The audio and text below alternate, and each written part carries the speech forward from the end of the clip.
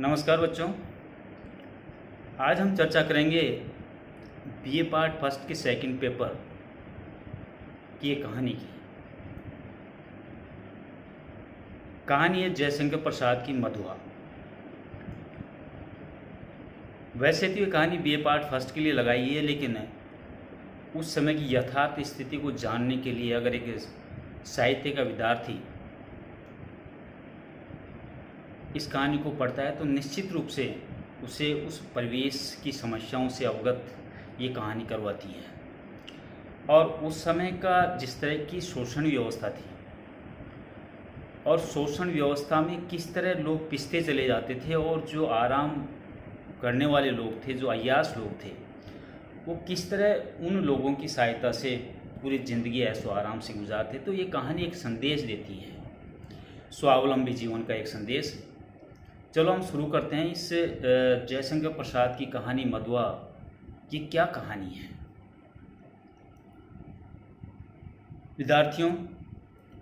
ये कहानी शुरू होती है ठाकुर सरदार सिंह के घर से।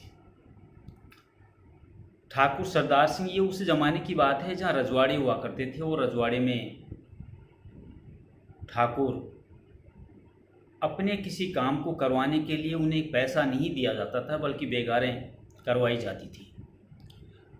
लोग बरबस उनके पास चले आते थे, क्योंकि लोगों को उनकी आवश्यकताएं इसलिए थी कि लोगों के पास पैसा नहीं था, और पैसा लेने के लिए उनको बेगारी करनी होती थी, आजीजी करनी होती थी। खैर, ठाकुर सरदार सिंह का एक नौकर होता है मधुआ। ये इस कहानी की शुरुआत है, लेकिन कहानी की शुरुआत होती है एक शराबी के द्वारा। ठाकुर सरदार सिंह के पास शराबी इसलिए जाता है कि वो आराम फरामोश आदमी है। वो कोशिश करता है कि कहीं से उसे पैसे मिल जाएं, दो टके मिल जाएं, तो वो शराब पी करके अपनी ज़िंदगी गुजर बसर कर ले। और जब उसको पैसे मिल जाते हैं तो वो शराब पीता है और मस्त हो जाता है, लेकिन जैसे ही ख़त्म होते हैं फिर दौड़ता हुआ चला आता है। तो एक दिन वो ठाकुर सरदार सिंह के पास में आता है और ठाकुर साहब से कहता है कि ठाकुर साहब, आज पूरे 7 दिन हो गए पिए, लेकिन ठाकुर उसके कपड़ों की खुशबू से पहचान जाता है कि इसने अभी शराब पी है, क्योंकि कपड़ों में कहीं न कहीं शराबी के द्वारा शराब पीने पर उसके छींटे गिर गए थे। लेकिन वो कसम खा जाता है। जो सरदार सिंह के पास शराबी जाता है, वो मनोरंजन की कहानियाँ उन्हें सुनाते हैं, और सुना करके उन्हें खुश करते हैं। कभी वो महलों की पटरानियों की व्यथा को बताते हैं, कभी किसी गरीब घर की लड़की की बेबसी के बारे में कहानी बना करके मनगढ़ंत कहानी, कभी किसी गडेरिया की कहानी। तो अनेकों दिन अनेक कभी सुबह, कभी दोपहर, कभी शाम को शराबी आता है और ठाकुर साहब को कहानी सुना करके उसका मनोरंजन करते हैं, और ठाकुर साहब खुश होकर के कभी उसे 1 पैसा, कभी 1 रुपये दे देते हैं। एक दिन ठीक ऐसा ही होता है कि वो शराबी ठाकुर साहब के पास आता है और कहानी सुनाता है। कहानी सुना करके ठाकुर साहब खुश होते हैं और उसे 1 रुपया इनाम में दे देते हैं। वो 1 रुपये लेकर के खुशी खुशी वहाँ से निकलता है। लेकिन जैसे ही ठाकुर साहब के घर के दरवाजे से बाहर निकलता है, उसे एक बच्चे की सिसकियाँ सुनाई देती है। वो थोड़ी देर रुक करके कान लगा करके सुनता है। एक बच्चा एक कोठड़ी से निकल करके रोता हुआ बाहर निकल करके आता है, क्योंकि शाम का वक्त था और शाम को धीरे धीरे अंधेरा हो रहा था। शराबी उस बच्चे को अपने साथ ले लेता है और उसे चुप कराता है कि पहले चुप हो जा। और चुप होने के बाद में उससे पूछता है कि तू क्यों रो रहा है। बच्चा का नाम मधुआ होता है। मधुआ कहता है कि मैंने आज सारे दिन ठाकुर साहब के साथ जगह जगह मैं घुमा, उनकी पतलून, उनका कोट लेकर के कंधे पे टांग करके, और मैं आज खाने के लिए आटा रखना भूल गया, और देर होने के कारण मैं ठाकुर साहब के पास खाने के लिए गया था, रोटी के लिए गया था, क्योंकि मैंने आज आटा नहीं रखा है, इसलिए मैं पूरे दिन से भूखा और प्यासा हूँ। दोस्तों, उस समय की कहानी है जिस समय संपन्नशाली व्यक्ति बेगार करवाते थे और बेगार के बदले में कोई कीमत नहीं देते थे। वो मासूम सा बच्चा एक खाने के लिए, एक रोटी के लिए जाता है और वो पीटा जाता है और पीट करके उसको दौड़ा दिया जाता है, घर से निकाल दिया जाता है। वो बाहर आकर के जब शराबी से मिलता है तो शराबी को अपनी पूरी कहानी वो बताता है। शराबी पेशो पेश में है, क्योंकि आज उसे 1 रुपये मिला था और मन में इतनी उमंग थी कि आज तो भरपेट पीऊँगा, खूब खाना खाऊँगा, खूब पी करके ऐसा आराम की ज़िंदगी जी करके सोऊंगा। लेकिन इधर ये नई समस्या उसके लिए।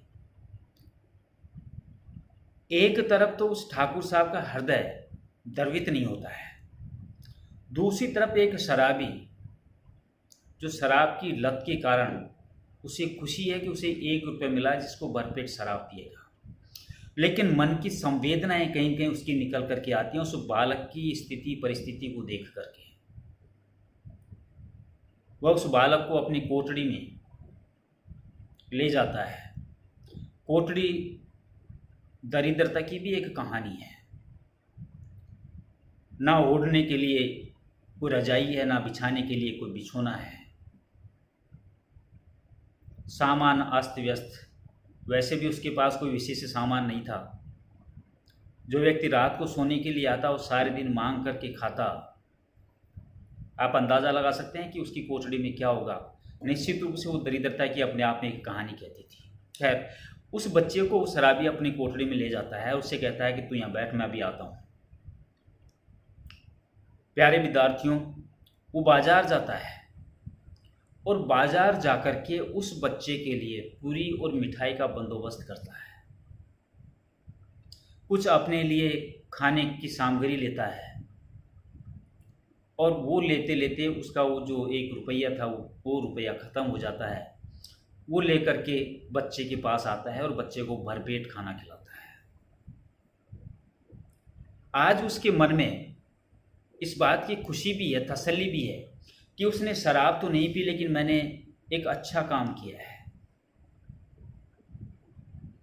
उस शराबी के हृदय की भावनाएं बह रही थी बच्चे के लिए, उसके दर्द के लिए। दोनों खाना खा करके, खा पी करके, जैसा उनके पास ओढ़ना और बिछोना था अपनी व्यवस्था करके सो जाते हैं। सुबह जल्दी उठ करके शराबी पास में गोमती नदी बहती है, वहाँ टहलने के लिए चला जाता है। और टहलते टहलते जब काफ़ी देर हो जाती है तो वो वापस लौट करके आता है। वो ये सोचता है कि शायद वो बच्चा चला गया होगा।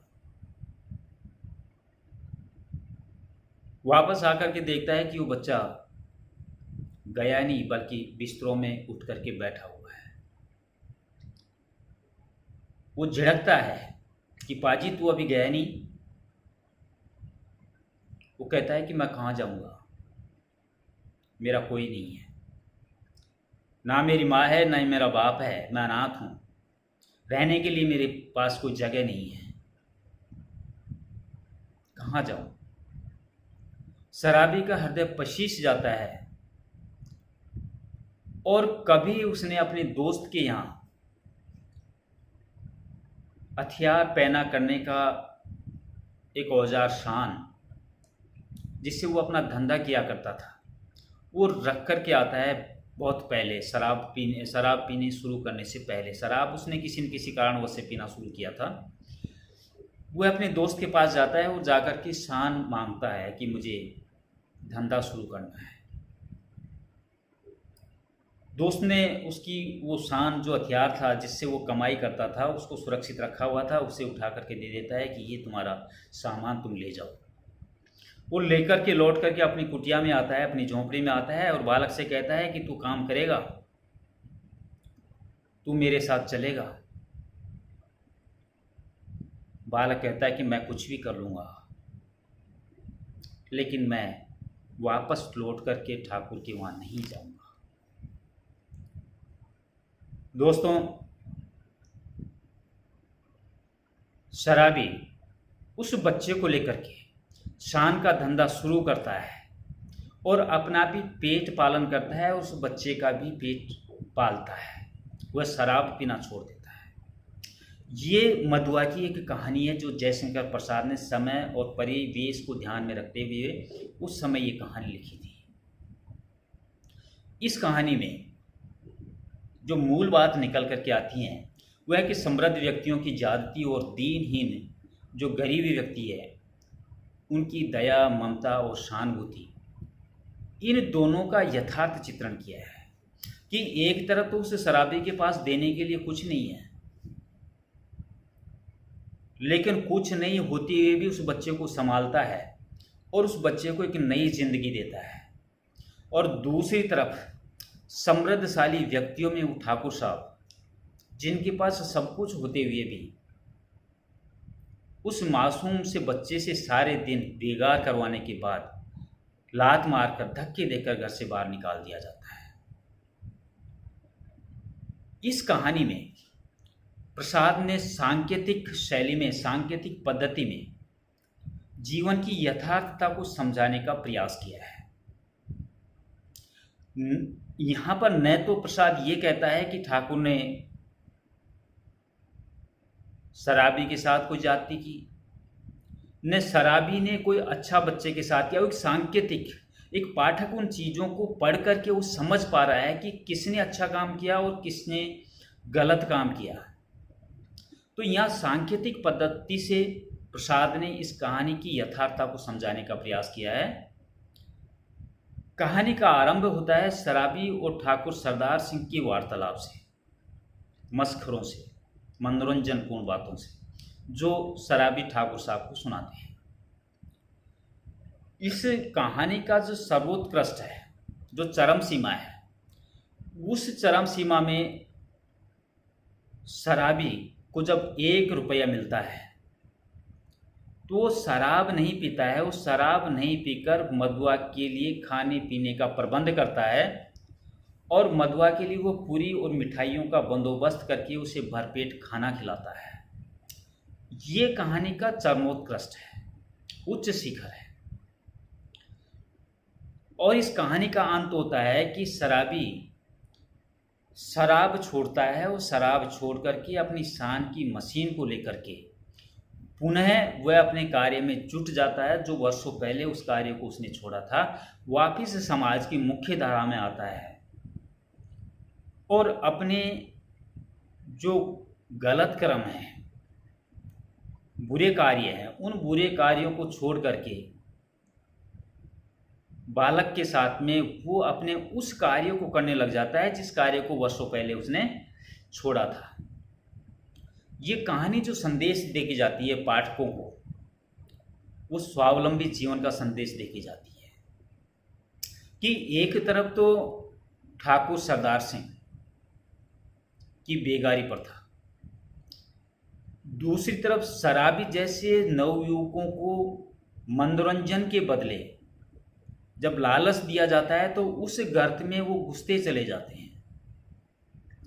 पहले उन्हें सिखाया जाता है उस गलत रास्ते की तरफ जाने के लिए, खुद पैसा खर्च करते हैं और जब वो उसका आदी हो जाता है तो उसको अकेला और तन्हा छोड़ दिया जाता है, जिसके कारण उसका तो घर बर्बाद होना निश्चित होता ही होता है, लेकिन उसके साथ में वो समाज की मुख्य धारा से कट जाता है और तरह तरह के ऐब उसके स्वभाव में भर जाते हैं और समाज में अनेक के दुष्कर्मों, दुष्कार्यों के लिए वो अपने आप को लगा देता है। दूसरा बालक मधुआ, छोटी सी उम्र है, उसके पढ़ने लिखने की उम्र है, लेकिन अनाथ हो गया, माँ बाप का साया उसके सर से उठ जाता है। अपना पेट भरने के लिए वो कार्य करता है, ये उसकी मजबूरी है, लेकिन उसकी मजबूरी का नाजायज़ फ़ायदा उठाया जाता है। वह बालक भी शान की ज़िंदगी जीना चाहता है, ऐसी ज़िंदगी जीना चाहता है, आराम की ज़िंदगी जीना चाहता है, किसी की बात को सुनना पसंद नहीं करता, लेकिन उसकी मजबूरी है, उसको सुनना पड़ता है। काम करने के बावजूद उसको भर पेट खाना नहीं मिलता है, लेकिन जब वो शराबी के पास आता है, शराबी उसको अपने साथ ले जाता है और शराबी शान के धंधे में उसे लगाता है, तो वो आनंद की जीवन व्यतीत करने लगता है। तो यहाँ पर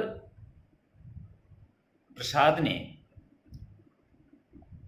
पाठक के द्वारा ये संदेश देने का प्रयास किया है कि हर व्यक्ति स्वावलंबी जीवन जीना चाहता है, बशर्ते उसे वो मौका दिया जाए। वो किसी परिवेश, किसी परिस्थिति में पढ़ करके गलत कार्यों की तरफ चला जरूर जाता है, लेकिन अगर उसे सही दिशा और सही ज्ञान और सही रास्ता दिखा दिया जाए तो वो वापस उन सब चीज़ों को छोड़ करके एक अच्छे कार्य की तरफ आ सकता है और वो समाज की मुख्य धारा में रह करके अपना जीवन यापन और खुशी अपना जीवन व्यतीत कर सकता है। दोस्तों, ये है मदुआ की कहानी जो जयशंकर प्रसाद ने लिखी है। इस कहानी के जो तत्व हैं, ये कहानी आपके लिए दो काम कर रही है। एक तो अगर आपका ये प्रश्न आता है कि इस कहानी की मूल संवेदना क्या है, इस कहानी की कथा वस्तु के बारे में वर्णन कीजिए, तो एक प्रश्न का आपका ये दो प्रश्नों के उत्तर आपको इस कथा वस्तु में मिल जाएंगे। दूसरा, अगर ये आपके आता है कि मदुआ कहानी के आधार पर कहानी के तत्वों का वर्णन कीजिए, तो कहानी के जो तत्व हैं उसमें पहला तत्व कथा वस्तु आता है, जिसके बारे में मैंने संपूर्ण जानकारी आपको दी। अब इसके आगे अगली सीरीज में हम चर्चा करेंगे इसके जो अन्य तत्व हैं कहानी के, उन तत्वों के बारे में। अब मैं अपनी वाणी को ही विराम देता हूँ। नमस्कार, बाय।